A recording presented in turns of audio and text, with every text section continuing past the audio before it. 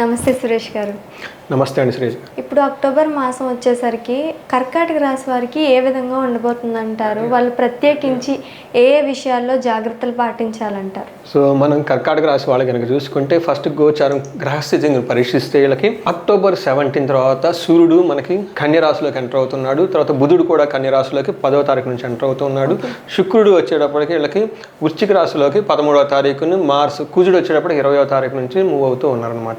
ఈ 4 గ్రహాల యొక్క స్థితి మనం చూస్తే దానికి ముందు తర్వాత ఎలా ఉందనేది మనం చూస్తే మనకు రిజల్ట్ వస్తుంది. కర్కాటక రాశి వాళ్ళు కనుక మనం చూసుకుంటే వీళ్ళకి నక్షత్రం ప్రకారం చూసుకుంటే పునర్వసు 4వ పాదం, తర్వాత పుష్యమి 1, 2, 3, 4 పాదాలు, ఆశ్లేష 1, 2, 3, 4 పాదాలు కలిగిన వాళ్ళు మొత్తం నక్షత్రం వాళ్ళంతా మన కర్కాటక రాశిలో ఉంటారని చెప్పుకోవాలి. పేరు బలం కనుక చూసుకుంటే హీ, హూ, హే, హో, డా, డి, డు, డే, డో ఈ అక్షరాలు వాళ్ళంతా కూడాను మనకి కర్కాటక రాశి వాళ్ళు వస్తారని చెప్పుకోవాలన్నమాట. మనకి ఈ నక్షత్రం వాళ్ళకి, ఈ పేరు బలం వాళ్ళకి అక్టోబర్ మాసం అంతా ఎలా ఉందో, మన ఇది ఆశ్వీజ మాసం, పండగల మాసం, మంచి మాసం, పవిత్రమైన మాసం వీళ్ళకి ఎలా ఉందో చూద్దాం. పండగ అంటే 17th ముందు ఎలా ఉంటుందంటే లక్ష్మి, ధనం వచ్చే అవకాశం ఎక్కువగా ఉంది. అమ్మవారు పండుగలు చేస్తున్నారు కాబట్టి చక్కగా ధనలక్ష్మి వీళ్ళకి వస్తుంది. తర్వాత కొంచెం ఆరోగ్య విషయంలో జాగ్రత్తగా ఉండాలి, శత్రువుల వల్ల జాగ్రత్తగా ఉండాలి.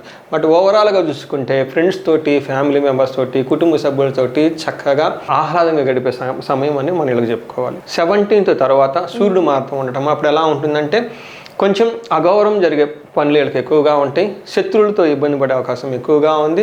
కానీ ఫైనల్గా చూసుకుంటే ధనలాభం ఉంటుంది, పుత్రులతో చక్కగా ఫ్యామిలీతో ఎంజాయ్ చేస్తారని మనం చెప్పుకోవాలి. మనకి నెక్స్ట్ సూర్యుని వల్ల కనుక చూస్తే మేజర్ గ్రహరాజు, గ్రహాలకు అధిపతి కాబట్టి ఎక్కడి నుంచి మారుతుంటారంటే 4వ హౌస్ నుంచి 10th హౌస్లో చూడటం వల్ల, 4th హౌస్లో ఉండటం వల్ల మనకి వీళ్ళకి ఏం చెప్పాలంటే కొంచెం ఇంట్లో భయం ఉంటుంది, సఖ్యత ఉండదు, చక్కగా భోజనం చేద్దామంటే ఆ భోజనం చేయలేరు, ప్రయాణాలు కనుక చేస్తే విఘ్నాలు ఉంటాయి, అనారోగ్యం ఉంటుంది, అప్పుల వాళ్ళ ఒత్తిడి ఉంటుంది, సంసార సుఖము ఇవన్నీ ఉంటాయి అని చెప్పేసి మనం చెప్పుకోవాలి 4th హౌస్లో ఉండటం వల్ల. సూర్యుడి విషయంలో వచ్చేసరికి అయితే కొంచెం జాగ్రత్తగా ఉండాలి. అదే సూర్యుడికి 10th హౌస్ నుంచి చూడటం వల్ల కొంచెం బెనిఫిట్లు కూడా ఉన్నాయి, ధనలాభము, ఆరోగ్యము, బంధుమిత్రులతో కలయిక, అధికారులతో కలవటం, పెద్దలతో కలవటం, సౌఖ్యము, కార్యసిద్ధి, మనసులో కోరికలన్నీ ఉన్నాయి. మీరు గమనించారనుకోండి ఇంటి విషయంలో కొంచెం ఇబ్బంది పడతారు, ఇంటి నుంచి బయటకు వెళ్ళిపోతే చక్కగా అన్ని పనులు చేసుకుంటారని మనం అర్థం చేసుకోవాలి. అంటే మంత్ ఎండ్ వచ్చేసరికి వీళ్ళకి మాత్రం చాలా బాగుందని మనం చెప్పుకోవాలి. తర్వాత మనకి మార్చ్ కుజుడు యొక్క విషయంలో వీళ్ళకి కొంచెం ఇబ్బంది పడే అవకాశం ఎక్కువగా ఉంది. సో వీళ్ళకి 2nd హౌస్ 12th హౌస్లో ఉండి 3, 7 ఇంట్లో చూడటం వల్ల ఆ హౌస్ భావాలు 20వ తారీఖు వరకు కొంచెం ఇబ్బంది పడతాయని చెప్పుకోవాలి. ఏ విధంగా అంటే రోగాలు పడతాయి, శరీరానికి పేడ ఉంటుంది, అనేక విధమైన ఖర్చులు వస్తాయి, స్త్రీలతో గొడవలు అయ్యే అవకాశం ఎక్కువగా ఉంది, పలుకుబడి ఏదైనా ఉంటే మీ మాట వెనకపోవటం లాంటి సంగతులు జరుగుతుంటే వ్యాధి పీడలు జరిగితే అవకాశం ఎక్కువగా ఉంది. అదే వాళ్ళు 3rd హౌస్లో కూడా ఉండటం వల్ల ధనలాభము, మంచి ఆరోగ్యము, కోరుకున్నవన్నీ పొందుట, సుఖము, వస్త్రలాభము, ధనలాభము, తర్వాత అధికారంలో యొక్క వృద్ధి, పేరు ప్రఖ్యాతులు పొందటము, సంతానము, ధైర్యము, బంగారం వస్తువులు కొనే అవకాశము, రియల్ ఎస్టేట్ వాళ్ళకంతా ఉపయోగకరంగా ఉందని మనం చెప్పుకోవాలి. తర్వాత 7వ ఇంటి కనుక చూస్తే వీళ్ళకి బంధువులతో గొడవము, ఇబ్బంది కలిగించే మాటలు, కుమారులతో సోదరులతోటి ప్రాబ్లము, తర్వాత భార్యతో కలహాలు, తర్వాత అనారోగ్యము, నేత్రానికి సంబంధించిన ప్రాబ్లమ్తో ఫేస్ చేస్తారు. 5వ తారీఖు వరకు చూసుకుంటే మనకి కుజుడు మిక్స్డ్ రిజల్ట్ ఇస్తున్నాడు, కొన్ని చోట్ల బాగున్నాడు, కొన్ని చోట్ల బాగలేదని చెప్పేసి మనం ఇప్పటిదాకా చర్చించుకున్నాం. అయితే వీళ్ళు 20వ తారీఖు మారటం వల్ల ఎలా ఉంటుందంటే వీళ్ళకి 1st హౌస్లో ఉండి 4th, 8th హౌస్లో ఉండటం వల్ల ఈ మార్పు వీళ్ళకి అంత అనుకూలంగా ఉండదని మనం చెప్పుకోవాలి. సో వీళ్ళు పర్టికులర్ 20 నుంచి 30వ తారీఖు వరకు కొంచెం విషయాల్లో జాగ్రత్తగా ఉండాలి. ఎలాంటి విషయంలో జాగ్రత్తగా ఉంటే ఫస్ట్ శరీరానికి సంబంధించిన విషయాలు రాక్షస పీడలు, ఎవరికి చెప్పుకోలేని ప్రాబ్లమ్స్ వచ్చి ఇబ్బంది పడతారు, వాహనాల వల్ల గాయాలు అవుతాయి, తర్వాత భార్యలతో బంధువులతో వైరం అయ్యే అవకాశం ఎక్కువగా ఉంది, జ్వరం వచ్చేసి బాడీ ఓవర్ హీట్ చేసే అవకాశం ఎక్కువగా ఉంది శారీరకంగా. అదే ఇంట్లో ఉండటం వల్ల ఏమిటంటే భార్యతోటి, బంధువులతోటి, తర్వాత చికాకులు, స్థానభ్రష్టత్వం, ఉదరానికి సంబంధించిన ప్రాబ్లమ్, హెల్త్ రిలేటెడ్ ప్రాబ్లమ్స్ వచ్చే అవకాశం ఎక్కువగా ఉంది. అది 8th హౌస్లో ఉండటం వల్ల ఇదంత మంచి పొజిషన్ కాదు, అప్పుల వల్ల అవమానాలు జరిగే అవకాశం ఎక్కువగా ఉంది, ధన నష్టము, నిరాసక్తి, తర్వాత బ్లడ్ రిలేటెడ్ ప్రాబ్లమ్స్ వచ్చే అవకాశం ఎక్కువగా ఉంది. ఈ ప్రకారం కనుక చూసుకుంటే కుజుడు 20 నుంచి 30వ తారీఖు వరకు మంత్ ఎండ్లో అంత సరైన ఫలితాన్ని ఇవ్వట్లేదు కాబట్టి ఈ విషయంలో వీళ్ళు కొంచెం జాగ్రత్తగా ఉండాలి. అదే మనం శుక్రుడిని కనుక చూస్తుంటే శుక్రుడు వీళ్ళకి చాలా మంచి చేస్తున్నాడని మనం చెప్పుకోవాలి. ఎందుకంటే పంచంలోని షష్ఠిలో ఉండటం వల్ల వీళ్ళకి 13వ తారీఖు నుంచి ఉండటం వల్ల కుజుడు పాపం కొంచెం ఇబ్బంది పెట్టినా సూర్యుడు బాగుండటం వల్ల వీళ్ళు శుక్రుడు కూడా బాగుండటం వల్ల వీళ్ళకి ఒక 70% ఓవరాల్గా చాలా బాగుందని మనం చెప్పుకోవాలి. శుక్రుడు మనం కనుక చూస్తుంటే శుక్రుడు భోగకారకుడు అంటారు అనమాట. మనకు సుఖము లగ్జరీ ఇచ్చే గ్రహం ఎవరంటే శుక్రుడు అనమాట. అమ్మవారికి స్వరూపం కూడా శుక్రుడినే భావిస్తారు. వీళ్ళు మనం కనుక ఉండి చూస్తే వీళ్ళకి ప్రతిదినము సుఖ భోజనం చేస్తారంట. చక్కగా హ్యాపీగా భోజనం చేసేస్తారు. ధనము ధాన్యం వృద్ధి చెందుతుంది. ఇష్టమైన పనులు చేయటం వల్ల తద్వారా లాభం వస్తుంది. శత్రువులు అనే వాళ్ళు ఉండరు, సుఖంగా ఉంటారు, కీర్తివంతంగా ఉంటారు, ఇష్టమైన కార్యక్రమాలు పాల్గొంటారు, ధనలాభం ఉంటుంది. క్షీర అన్న భోజనము, చక్కగా మంచి ఫుడ్ తింటారు, బంధువులతో బాగుంటారు, కుటుంబంలో శాంతి ఉంటుంది, ధనలాభం ఉంటుంది, జయం ఉంటుంది. శుక్రుడిని కనుక చూస్తే కర్కాటక రాశి వాళ్ళకి వీళ్ళకి అష్టమ శని నడుస్తున్న ఈ మంత్ వీళ్ళకి బాగా ఫేవరబుల్గా ఉందని మనం చెప్పుకోవాలి. నక్షత్రం ప్రకారం మనం చూస్తే వీళ్ళకి పునర్వసు నక్షత్రం వాళ్ళు కొన్ని విషయాల్లో బాగుంది, కొన్ని విషయాల్లో బాగాలేదు. ఏ విషయంలో బాగాలేదో ముందు చూద్దాం. వీళ్ళకి భయం ఎక్కువగా కలుగుతుంది, అతిగా భయపడతారు. యాక్చువల్గా భయం ఉండదు, కానీ వీళ్ళు భయపడుతూ ఉంటారు, ఏదో సంథింగ్ జరుగుతుంది అన్నట్లు. బంధనం అంటే దిక్కుతోసిన స్థితిలో ఎట్లాంటి 2-3 పరిస్థితులు ఇట్లాంటి పరిస్థితులు వాళ్ళ చుట్టూ సందిగ్ధంలో పడిపోయి బాగా ఆలోచిస్తూ ఉంటారు అనమాట. కలహం గొడవలు కూడా అవుతూ ఉంటాయి. కానీ వీళ్ళకి మంత్ ఎండ్ అనుకున్న పనుల్లో అనుకున్న విధంగా జయం జరుగుతుంది అని చెప్పేసి మనకు జ్యోతిష శాస్త్రంలో చెప్పబడింది.